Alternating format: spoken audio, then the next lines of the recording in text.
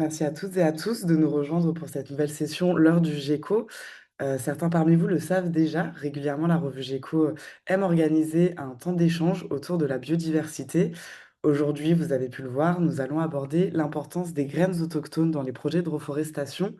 Et pour ce faire, nous allons apporter un coup de projecteur sur un dispositif tout jeune et très innovant qui est sorti de terre à Madagascar. Avant de commencer à rentrer dans le vif du sujet et en laissant peut-être le temps aux éventuels retardataires de nous rejoindre, quelques mots pour vous présenter la revue GECO. Donc nous sommes un jeune média de vulgarisation scientifique qui est édité par l'Association des naturalistes de Mayotte et qui est produit dans le cadre du programme international Varuna Biodiversité. GECO, c'est un support qui est donc consacré à la biodiversité dans un périmètre assez précis. Il s'agit des îles du sud-ouest de l'océan Indien. Donc on entend par là Madagascar, Mayotte, La Réunion, les Comores, les Seychelles, Maurice et Rodrigue, ainsi que les TAF. Cet endroit, on ne l'a pas choisi au hasard. En fait, l'ensemble de ces îles constitue un hotspot de biodiversité à travers le monde. C'est-à-dire que c'est une zone qui est marquée notamment par un fort endémisme, mais qui est aussi directement menacée par les activités anthropiques. Donc GECO se décline notamment à travers un magazine semestriel qui vise à créer un espace d'échange, de discussion, de retour d'expérience entre les différents acteurs de terrain dans la zone.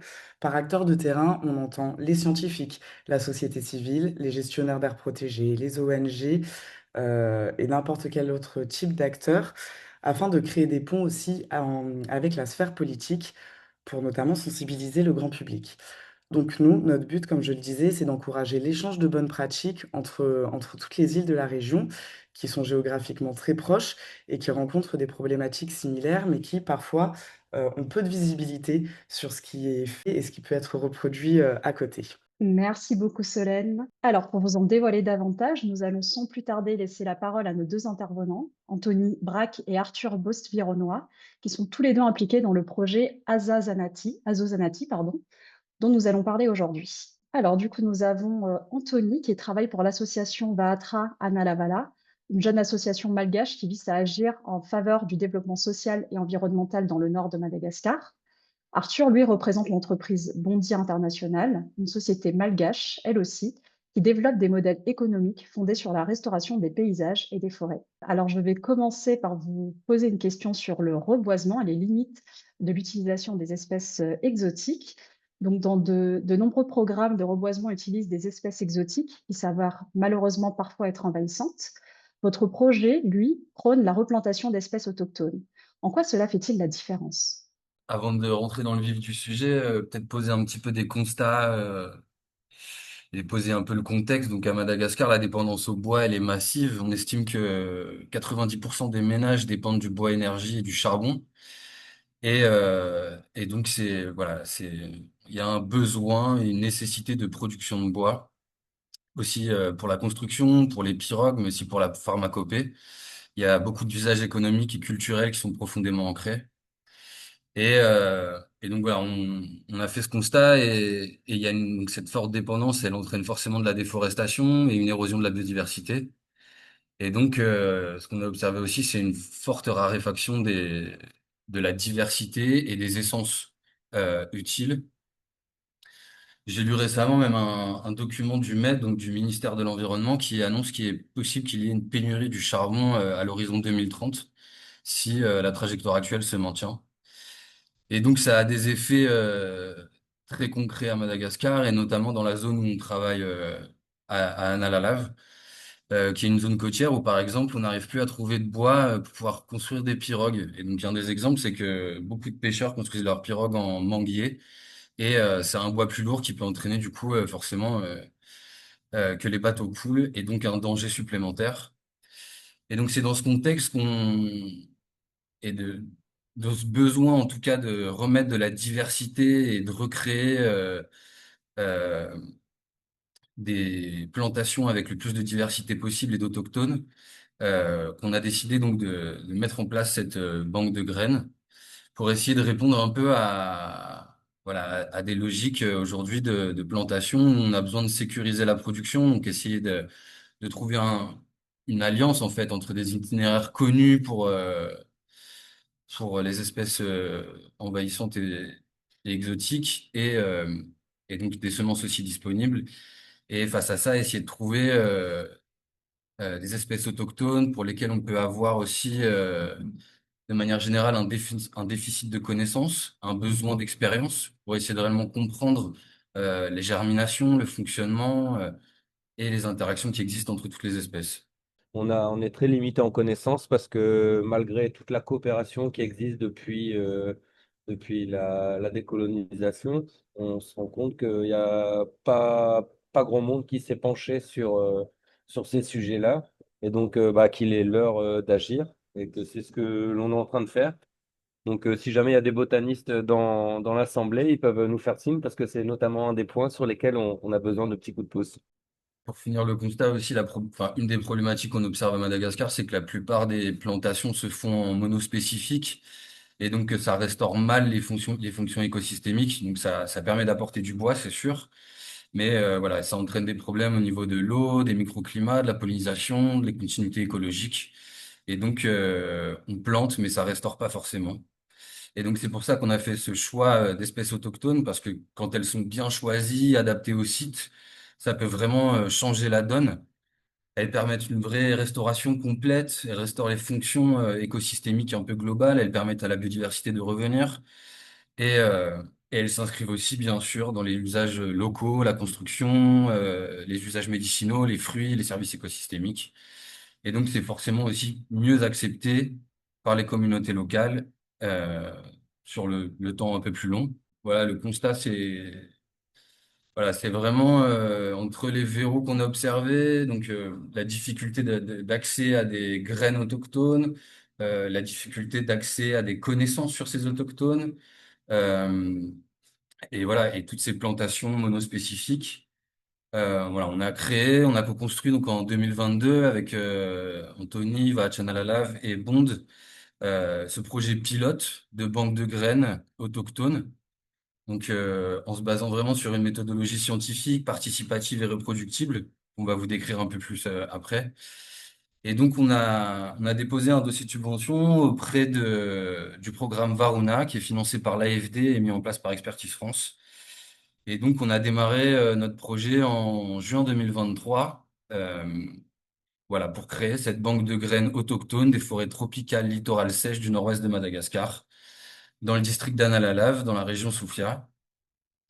Et donc voilà, avec l'idée simple de restaurer avec des essences autochtones, pas simplement planter des arbres. Et donc on a vraiment essayé de développer une méthodologie complète, basée sur des protocoles scientifiques. Et donc pour ça, on a commencé par structurer donc en trois grandes étapes, je pense. C'est essayer de connaître précisément l'écosystème et les espèces du nord-ouest de Madagascar, sécuriser ensuite une collecte durable et traçable et réussir ensuite à mettre en production et à créer en tout cas un système de plantation, des systèmes agroforestiers 100% autochtones avec un suivi avec les communautés et pour les communautés.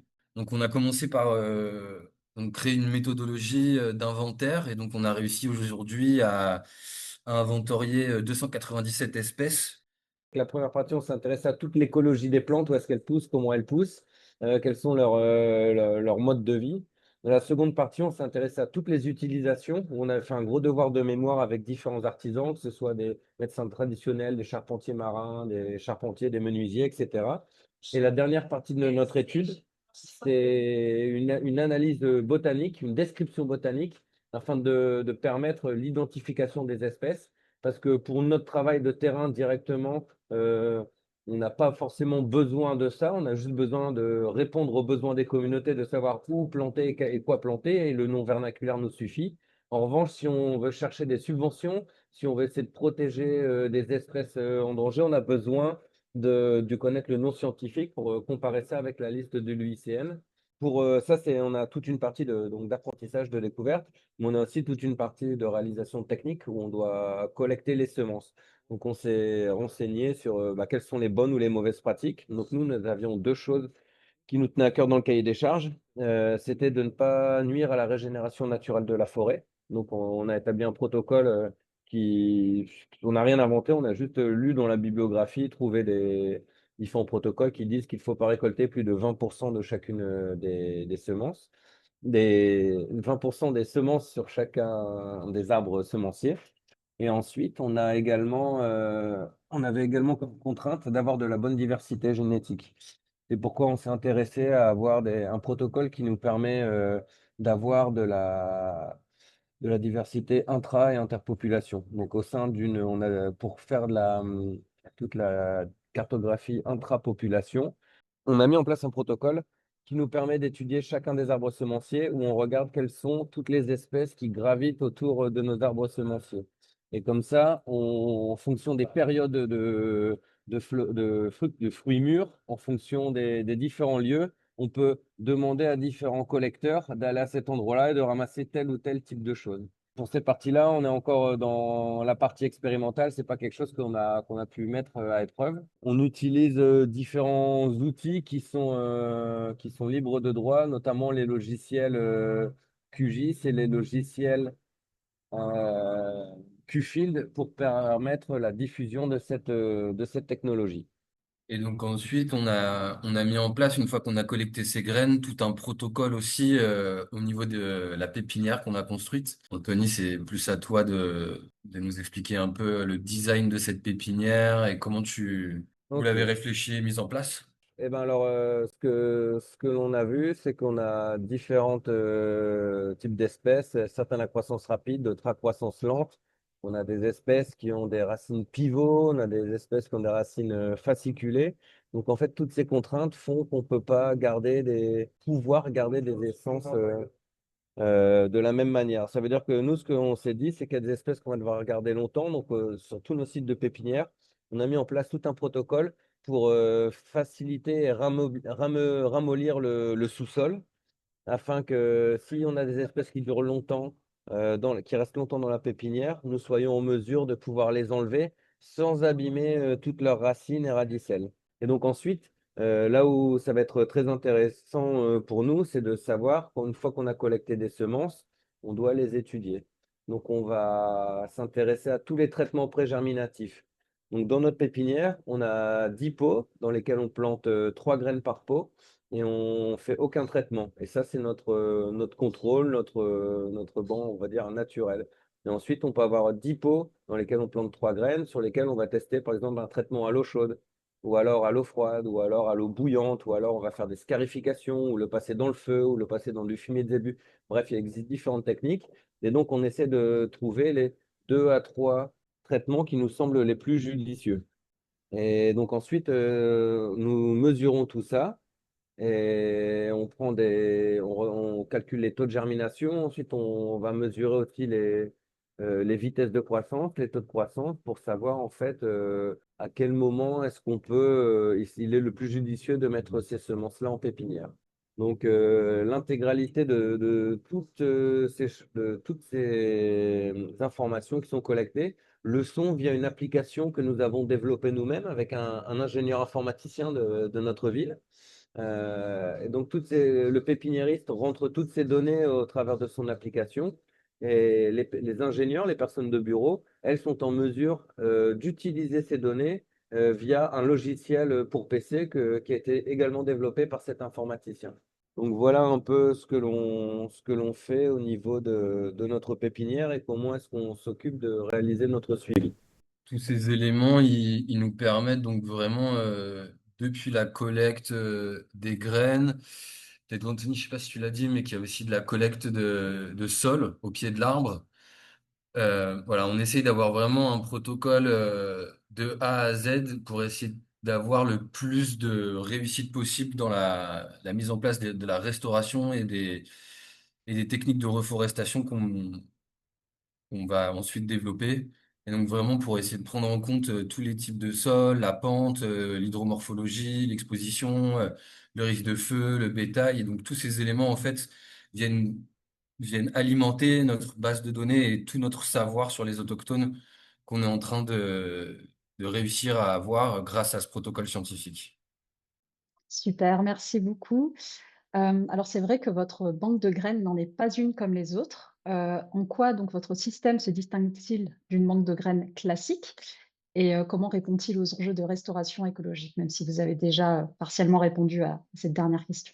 Ouais, j'imagine qu'on a tous un peu en tête des images de banques de graines où on a des frigos, des congélateurs, on essaie de stocker les semences le plus longtemps possible. Voilà, on est sur des modèles aussi de stock de graines, vente, distribution. Nous, on a essayé vraiment et c'est pour ça qu'on se pose encore la question, mais de faire évoluer le nom aussi de notre projet, puisque en fait, on n'est plus qu'une banque de graines, on est vraiment sur un modèle qui est différent. On est sur une chaîne de restauration où on vient comprendre les forêts, on vient comprendre le fonctionnement des semences, on vient comprendre tout l'itinéraire technique en pépinière, et ensuite on a toute la partie plantation et suivi, dont on va un peu plus développer parce qu'on est en train de le faire avec les communautés dans la dernière partie. Et donc en fait, voilà, je pense qu'on est sur un modèle différent d'une banque de graines classique. On est vraiment sur, voilà, on essaye d'avoir une traçabilité, un standard de qualité, on a des protocoles qui sont validés par le MED, voilà, et ça nous permet un réel apprentissage continu. L'idée, c'est pas de vendre juste des graines, mais bien de vendre une chaîne de restauration complète. Si on doit donner quand tu as donné l'image, on a du frigo et des congélateurs pour les garder longtemps. Nous, c'est totalement l'inverse. On est en flux tendu. C'est pour ça qu'on étudie bien les moments et les lieux où et quand on peut récupérer tel ou tel type de semences pour pouvoir les récupérer, les obtenir. Et parce qu'on a un enjeu particulier chez nous, c'est que les graines que l'on a sont récalcitrantes. Ça veut dire qu'on ne peut pas les conserver très longtemps. La conservation peut durer de quelques jours à 2 mois maximum. Et donc, ça nous oblige en fait à être très réactifs sur la collecte de semences et sur la mise en pépinière. On a déjà résumé un petit peu tout ça, mais l'idée, voilà, c'est vraiment de réussir à restaurer des fonctions écologiques. Et donc, c'est pour ça notre projet, il arrive bientôt à sa fin en juin 2026 et qu'aujourd'hui, on commence à avoir une connaissance qu'on pourrait qualifier de solide.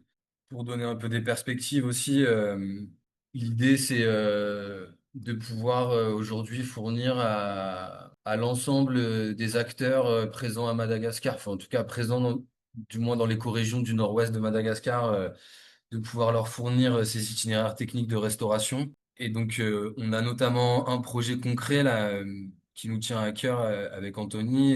Et donc, c'est un des lieux où on va aujourd'hui collecter des graines. Donc, c'est des forêts un peu reliques donc dans la presqu'île de Narine, près de la baie de Mouramba. Et du coup, en fait, on a plusieurs îlots forestiers. On aimerait bien monter un projet pour pouvoir créer un corridor écologique, en fait, pour pouvoir relier tous ces îlots forestiers et recréer de la connectivité. Et donc, vraiment, collecter les graines au plus près de la zone, pouvoir ensuite mettre en place ce protocole de restauration dont on vous a décrit le processus et pouvoir justement voilà, recréer une connectivité entre tous ces îlots, notamment pour un lémurien, le Propithecus cochraeli, donc qui est un lémurien classé en danger critique d'extinction et qui est présent encore dans ces forêts reliques. Mais voilà, comme vous pouvez voir, les forêts sèches sont en train de réduire et donc forcément son habitat aussi. Et donc l'idée, voilà, ce serait de recréer des corridors pour pouvoir recréer une dynamique de connectivité et de biodiversité sur le long terme dans la zone. Notre question pour Anthony et Arthur, donc comment les populations locales contribuent-elles concrètement au projet et quels bénéfices en tirent-elles?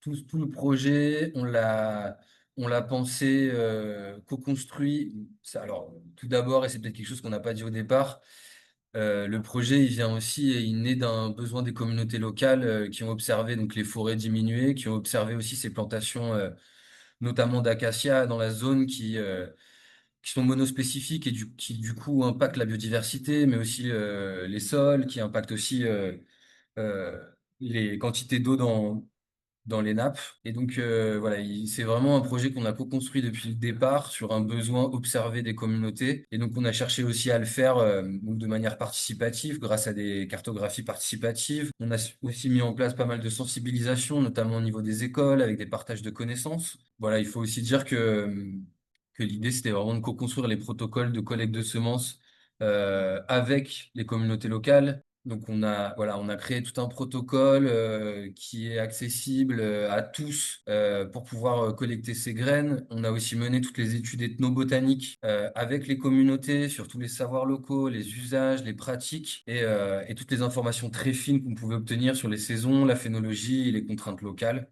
Voilà, le rôle des communautés, il a été central. Ce sont les experts et donc on a vraiment tout ce qu'on a pu obtenir comme données, aussi bien sur le terrain en termes d'inventaire et en termes de savoir, il a été coproduit. C'est que donc dans notre projet, on a aussi décidé de mettre en place 10 hectares vitrines de systèmes agroforestiers avec 10 ambassadeurs de la communauté locale, donc tout en autochtone. Et donc pour ça, on a vraiment essayé de co-designer en fonction donc de la liste d'espèces qu'on avait inventoriées, des différents usages, mais aussi des types de terrain de chacun des agriculteurs. On a eu une stagiaire qui a fait un travail assez exceptionnel, donc en prenant en compte voilà ce qu'on vous expliquait, type de sol, eau, microclimat, pente, tous les besoins d'aménagement sur son terrain à mettre en place pour pouvoir ensuite créer des associations d'espèces qui soient les plus représentatives de ce qu'on a pu observer dans le milieu, mais aussi les plus utiles pour le paysan en fonction de ses besoins. S'il avait besoin de voilà de vergers, de ruchers, de bois de construction, de fourrage,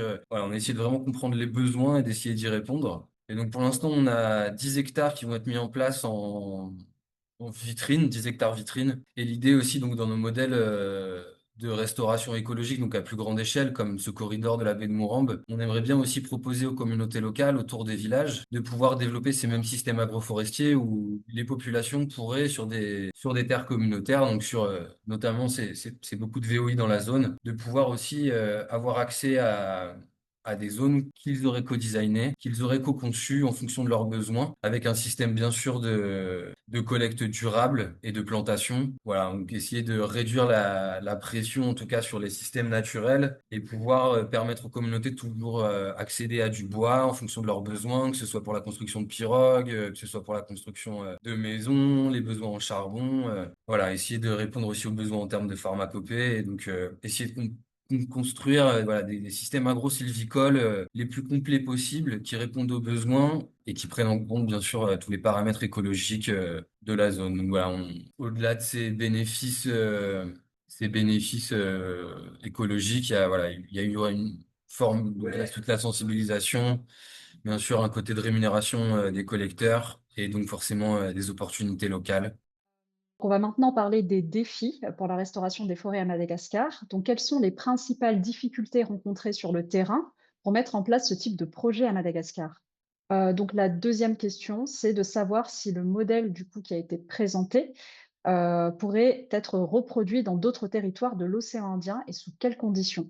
Ouais, pour alimenter un petit peu le débat, voilà, de manière générale, dans les projets, le gros défi, c'est l'accès aux graines de bonne qualité, l'accès à des fiches techniques. Moi, ce que je rencontre aussi dans d'autres projets, là, sur la côte Est, c'est l'accès aux intrants. Donc, je sais pas si vous, dans d'autres îles de l'océan Indien, vous avez aussi des problématiques d'accès voilà, à ces graines. Après aussi, en termes de restauration, il y a énormément de protocoles qui existent, qui peuvent être mis en place.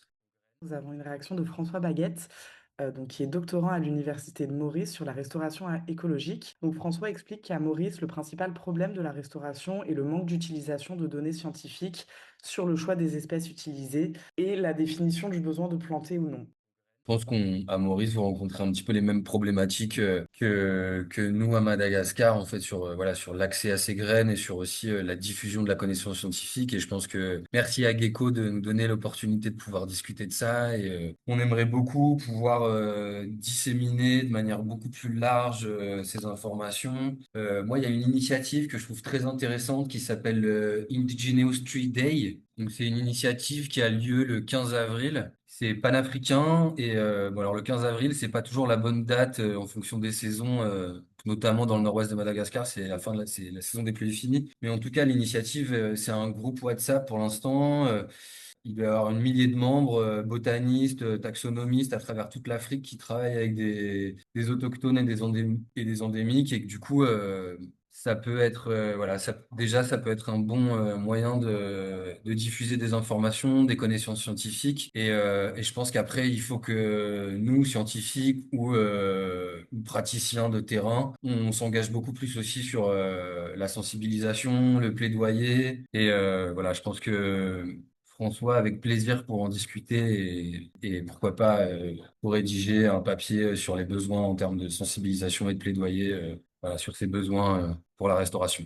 Bah oui, donc merci pour nous donner l'opportunité d'échanger sur ce sujet-là. La présentation était très intéressante et donc je voulais juste un peu plus détailler mon propos dans le sens où je pense qu'il y a des similitudes entre le contexte mauricien et le contexte malgache, même si Maurice reste quand même une île un peu différente dans le sens où la population ne dépend pas forcément directement ou en tout cas autant des ressources naturelles qu'à Madagascar. Et donc, les principaux projets de restauration qui se passent ici, en fait, se font déjà en bordure de forêts natives où elles visent à restaurer des forêts natives qui sont dégradées. Donc, pas forcément directement utilisées par la population. Nous, ce qu'on essaie de promouvoir, en tout cas dans le cadre de mon doctorat, c'est justement l'utilisation d'espèces pionnières comme le bois arong, le Arongana madagascariensis, qui permet du coup de faire de la restauration écologique à beaucoup moindre frais, sans forcément nécessiter des plantations en tant que telles. Et l'idée, c'est aussi d'essayer de promouvoir l'utilisation de ces espèces pionnières dans le cadre de projets de restauration qui se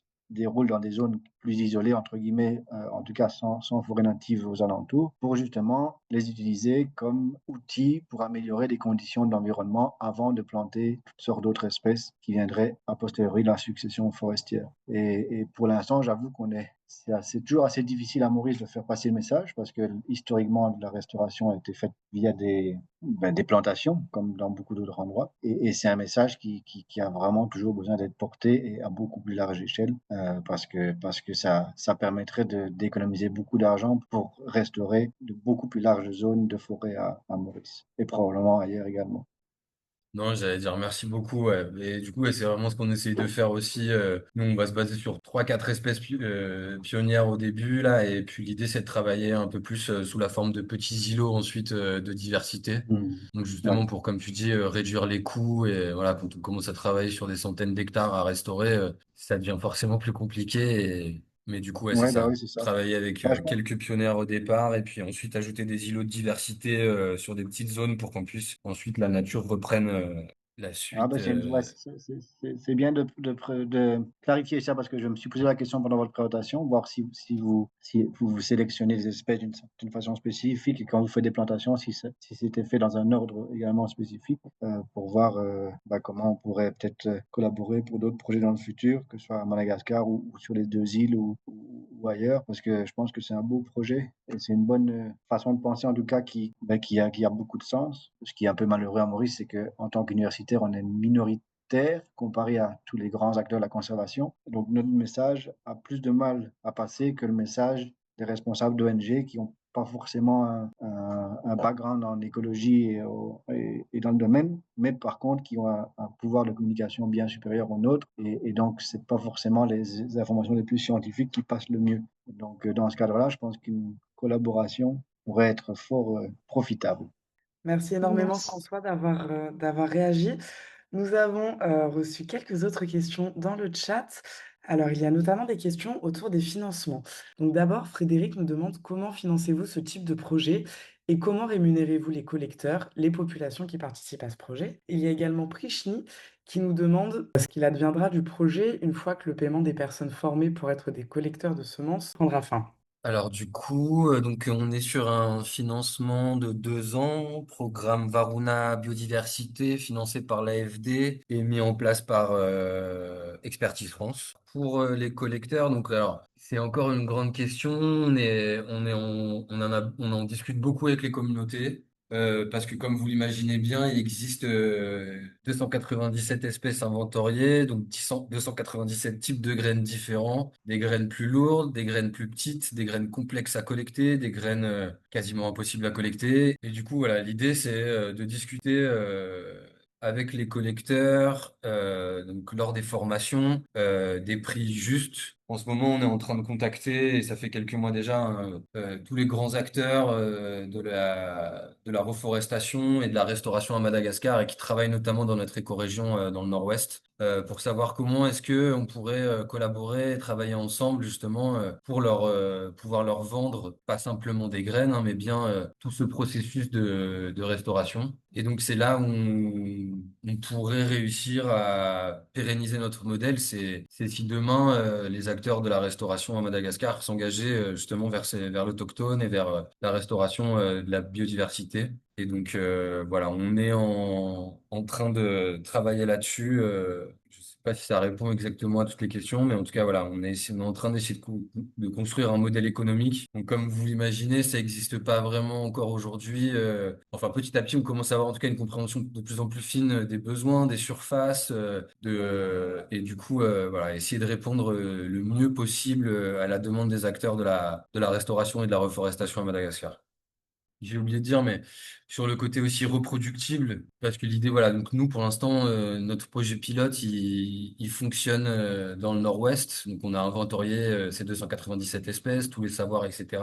Et voilà, et d'une écorégion à l'autre, à Madagascar, les espèces sont fortement différentes, en fonction bien sûr du climat et des zones. Donc, sur la côte est, c'est pas du tout les mêmes espèces que ce qu'on aurait sur la côte ouest ou dans le sud ou dans le nord. Et donc, on aimerait aussi, pourquoi pas, pouvoir répliquer le modèle dans d'autres écorégions de Madagascar. Et donc, ça répondrait, et ça ouvre aussi un peu le débat sur cette deuxième question, pourquoi pas répliquer ce modèle dans d'autres îles de l'océan Indien et à être vraiment toute cette méthodologie que nous on a pu développer avec toutes les contraintes forcément qu'on a pu rencontrer en termes de saisonnalité pour observer les graines, en termes de choix, de pratiques, d'usage. Toute cette documentation qu'on a prise, en fait, elle est réplicable dans d'autres zones et idem pour les protocoles de collecte, etc. Donc, bien sûr, toujours à co-construire avec les communautés avec lesquelles on va pouvoir travailler dans d'autres régions d'océan Indien. Mais voilà, c'est peut-être un peu ces deux choses-là importantes à dire, quoi. Et justement, à propos des communautés, pardon, on a une remarque de Frédéric dans le chat qui, lui, souligne le sujet de l'acceptation de la population à ce type de projet, parce qu'effectivement, si les communautés locales n'adhèrent pas à ce projet, il est malheureusement fortement voué à l'échec. Est-ce que vous souhaitez réagir sur ce sujet de l'acceptation de la population? Enfin, en tout cas, dans la zone où on travaille, nous, ça a été une évidence. En fait, il y a eu des grosses plantations qui ont été mises en place d'acacia mangium et auriculiformis dans les années 2000. En 20 ans, les gens se sont rendus compte de l'impact que ces essences pouvaient avoir sur les forêts naturelles. Et donc, c'est fort de cette observation et d'entretien, de tables rondes, d'ateliers cartographiques que est né aussi le projet. Donc, en tout cas, alors, il aura sûrement une autre forme dans d'autres zones. Enfin, voilà, en tout cas, nous, pour l'instant, le projet qu'on a lancé, je le pense, et au vu des réactions de toutes les communautés avec qui j'ai pu discuter, il est adapté à la zone. Et forcément, il prendrait une autre forme, je pense, dans d'autres endroits où les problèmes sont différents, hein. Quand on a des forêts monospécifiques, où en fait on a accès qu'à un seul type de bois, et quand on voit que pour construire une pirogue, il faut au minimum 12 à 14 variétés de bois différents, le constat il est assez rapide. On a besoin de diversité, que ce soit pour la construction, l'accès aux essences médicinales, aux fruitiers. Et sans faire un procès d'intention, en tout cas aux besoins du charbon et ce qui est une réalité à Madagascar. Je pense qu'il faudrait essayer voilà, de trouver des compromis entre du 100% monospécifique, 100% exotique, de l'autochtone, de la diversité et voilà, travailler sur sur les besoins locaux, quoi. Je nuancerais même un petit peu tes propos, Arthur, en disant qu'effectivement, on peut avoir besoin des exotiques. C'est certain qu'il y a beaucoup d'exotiques qui ont fini par être naturalisés. Mais les espèces envahissantes, il faut vraiment mettre un point d'honneur à ne pas les utiliser, même si dans le monde actuel où on veut des rendements à court terme, on veut des bénéfices à court terme, c'est très intéressant, mais on se rend bien compte qu'à long terme, c'est jamais bon et on a des exemples de partout. Donc vraiment mettre un point d'honneur à plus travailler là-dessus et qu'on soit des acteurs du reboisement, arrêter de le faire, qu'on soit des ONG ou d'autres personnes, faire de la sensibilisation pour informer également les communautés des risques et des dangers de ces espèces envahissantes. Eh bien, merci beaucoup. On a aussi quelques questions d'Amélie. Alors, dans un premier temps, Amélie vous demande comment ont été déterminés les temps de conservation des différentes graines. Est-ce que le pool d'espèces est limité et donc a moins de chances d'avoir des graines à conservation plus longue? Et les méthodes de conservation sont-elles également en cause? Alors, pour la première question, les temps de conservation, c'est vraiment erreur, apprentissage. Quand on peut collecter des graines, on les collecte on voit tout de suite qu'elles ont tout de suite germé, qu'on n'a pas pu les conserver et qu'on a dû les planter de suite. Il y a d'autres graines qu'on a pu conserver un petit peu et on voit qu'elles ont totalement séché. Quand on essaie de faire leur traitement pré-germinatif, on s'est rendu compte que ben, le temps avait déjà été dépassé. Donc c'est vraiment par l'expérience que l'on peut déterminer le temps pour chacune des espèces. C'est pourquoi, dans le cadre du projet qui est relativement rapide, on essaie de transférer le plus rapidement possible les semences du site de collecte vers notre bureau et donc vers la pépinière.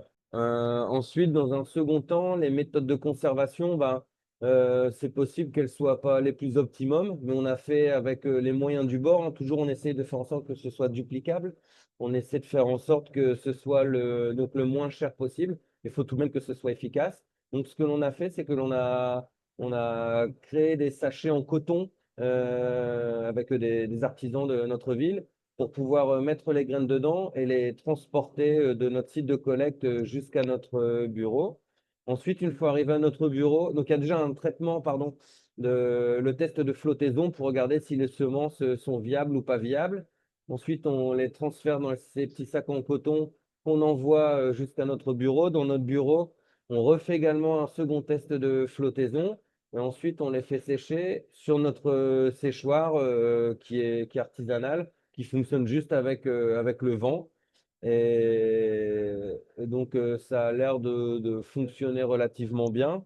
Mais je pense que le souci, il vient pas tant de notre séchoir, il vient plutôt le manque de connaissances sur le temps duquel on peut conserver les semences. Je pense que les méthodes de conservation, si on n'a pas un frigo ou un congélateur pour les semences récalcitrantes, il n'y a pas d'autre solution hormis planter la graine tout de suite.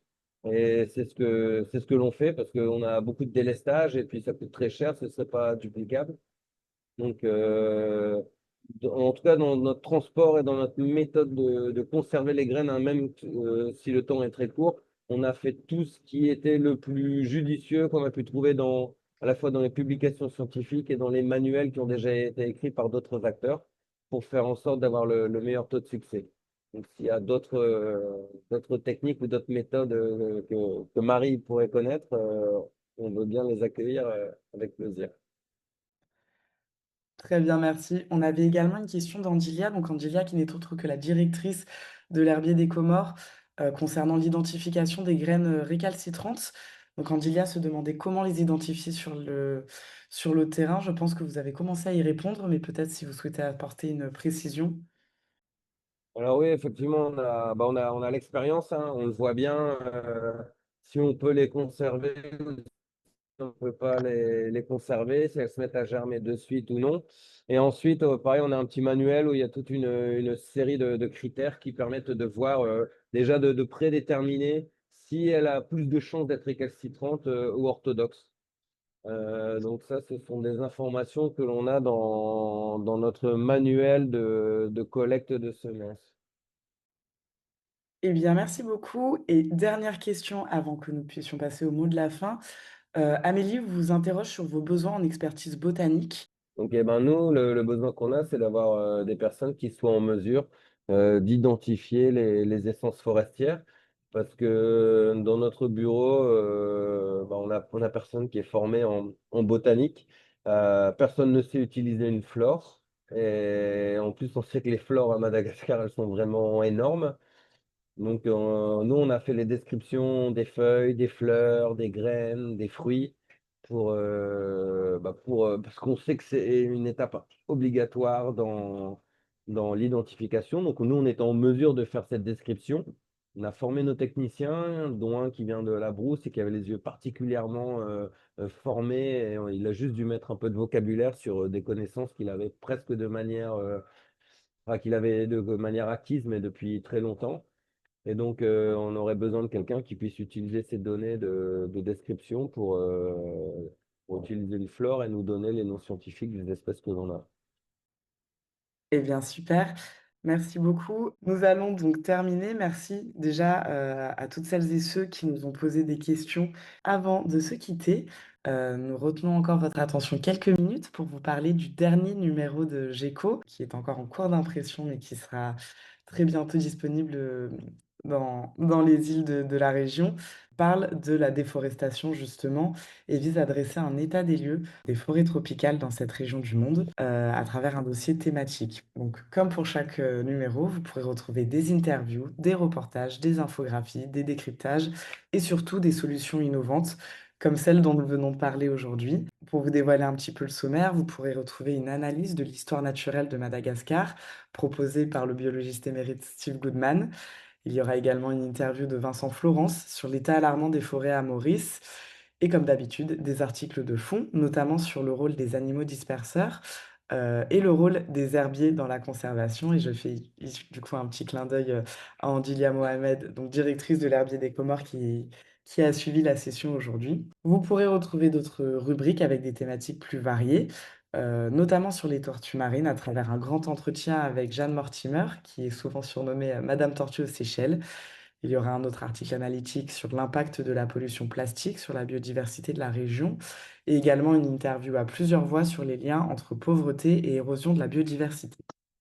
Oui, alors je souhaitais juste, ajouter le fait que, nous avons aussi un article, de François Baguette, donc qui est intervenu tout à l'heure, dans le salon de discussion, donc qui parlait, justement des espèces pionnières, et notamment, du cas du bois à ronge à Maurice. Donc nous avons aussi un article sur le sujet, dans ce numéro. Donc voilà, si vous voulez en savoir un petit peu plus, voilà, sur les propos qu'il a pu énoncer, plus tôt, n'hésitez pas à consulter, notre dossier spécial. Super, merci beaucoup Jeanne. Je crois donc qu'il est temps de se dire au revoir. Merci encore à toutes et à tous de nous avoir suivis pour ce webinaire qui, une fois encore, était très intéressant. Merci pour vos questions, pour vos interactions et n'oubliez pas de suivre, Géco sur, le site internet à l'adresse www.revue-geco.com ainsi que sur nos différents réseaux sociaux. Merci à nouveau et nous espérons pouvoir vous revoir très bientôt.